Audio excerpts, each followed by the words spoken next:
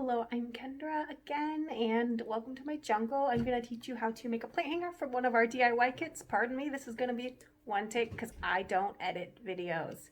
I'm an artist, not a technical person. But what you're going to do, pull it out of the bag. It's going to look something like this. It's going to have a ring. Your set may look a lot different than mine.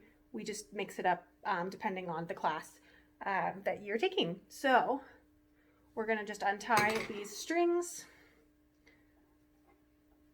on there. Just gently pull one side of the bow. That one's not too complicated of a knot, hopefully, for you. Then we're going to find something to put it on. It can be a curtain rod, or it can be, just as long as it's sturdy, the end of a coat rack, or the end of like a other rack. If you have an S-hook, you can also hook it to your table or tie it to the end of a table and work flat. That also works really well, just as long as it's something that you can give a little bit of resistance on to help your knots stay consistent and taut. Okay, then what we're going to do is we're going to take it off of the string, and we're going to keep that biddle that I've saved for you. If you just pull here, that's going to be the middle. Your cords don't have to be perfect in length with each other because we're going to trim them all at the end, and by the time you're done working on it, it's going to get all different anyway. So just pulling it, and try to keep your hand on that part so that you don't lose it, because that's really going to help you save you some energy. And then put it on there so half is on one side, half is on the other.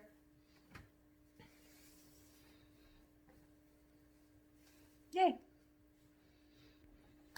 So now we're going to start with a wrap knot. Pick one of your colors. I'm actually going to do two, but I'll start with one because I want the color I want on top. And if you need a slowed down version of this or a more detailed version of this, please see the wrap knot video in my feed. But we're going to take it at the top, make a fist around it, go over top your hand there so it makes a nice little like D shape, and just wrap it around until you run out of cord. Okay, so I've wrapped it around and I still have that little loop left, so I'm going to feed it through the loop. I'm going to pull on this cord so that it pulls that knot into it, and I'm going to just trim off my loose ends. You want to try to get that knot at least in the middle there, and then you can kind of pull down on this to cover up that spot. And then I'm going to repeat this process with the other color, totally optional, whichever colors you want to do. If you don't want to do other color, you just want to do one color, that's fine. It can be a bigger, smaller knots. This is a creative thing. Okay, now that I've got my two colors on there, how I like it, I'm going to pull apart 4 cords and just kind of set 4 aside, or the rest aside, so that I can start my designs on my side. I'm going to do a square knot pattern. So we pull over 2, under 1, make a nice little L there, pull that opposite cord through. See my square knot video for a nice color-coded version that is really going to help you out. And I'm just going to repeat it in the opposite direction. I'm going really fast here. Make sure to see those side videos.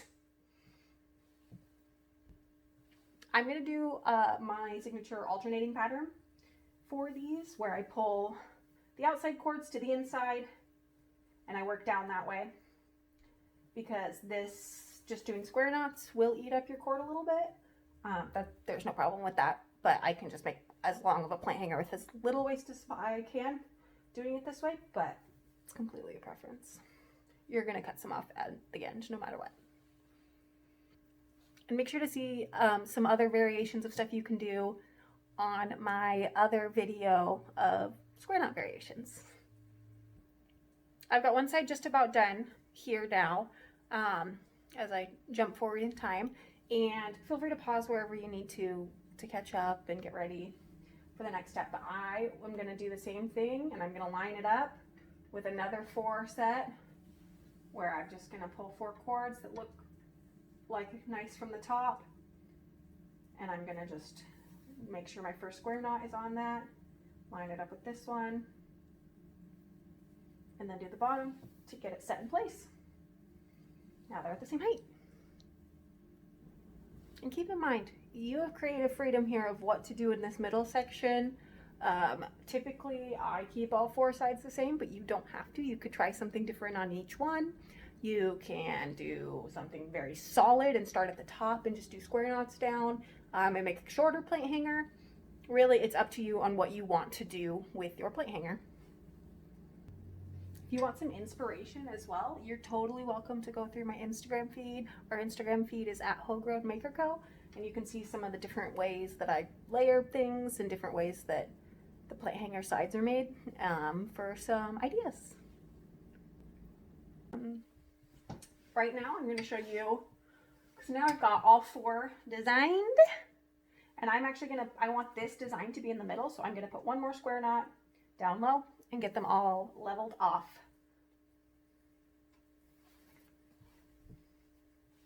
One, two, three, 4. I have 1, 2, 3, 4 knots at the end of each one of these so that my design is going to sit in the middle. And now what we're going to do is we're going to look at the top, like these 2 line next to each other really nicely. We're going to take 2 from this one, 2 from this one, the side of this one, and we're going to go probably about 4 to 6 inches down, depending on how big of a pot you want, but it's still going to be very flexible. And we're going to do one more square knot to combine them together. You can actually do a couple if you really want to. I will do just 2 here or 3 here. Odd numbers are the best. And then we're going to go ahead and do this to link the rest of them around. So we're going to connect these here like this, these here like this, and then those 2 together so it makes a nice little circle. Okay, now that we have them all connected into a nice circle here, that gives you a lot of flexibility as far as the width of your pot. And so now here is where it's going to sit. So what we're going to do is another of these wrap knots. I love wrap knots because they're actually what you can make tassels out of with your strap cord as well, which I'm all about a good fringy tassel. I put mine right up to the bottom of these. You can go a little bit off. If you only have 1 knot, I would go an inch or 2 down from that. I'm going to go ahead and just do this wrap knot. Ta-da! Okay, so now we have both wrap knots there of the style. That's my choice. It can be just one. It doesn't have to be this long either. It can be fairly short. They're very sturdy knots because the more they get squished, the tighter they get. And now we just have this big long tail, and so I'm going to decide what length I want it. Make sure to be holding it even. I recommend sharp scissors, and I'm going to cut mine evenly. You can choose to cut it a little like mismatch. If yours is a single twist cotton you're working with, it's going to fray really beautifully, and so you want to make sure to get all those tape pieces off of the bottom that's holding the cord together. And you're going to want this. This will also fray as well. This is a twisted 3-strand, and it will also fray, and I like to give it a head start. Or just give it to your cat. They'll do it too. Now let's see what it looks like hung up.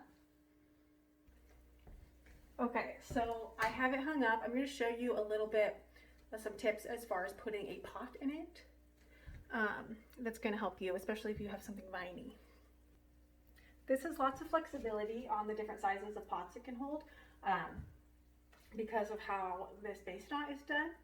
So when I do it, I like to either have someone help me to put a crazy one like this guy in there, but tilt the plant, get the base in, pull out gently one by one each side, and nestle it in where it needs to be.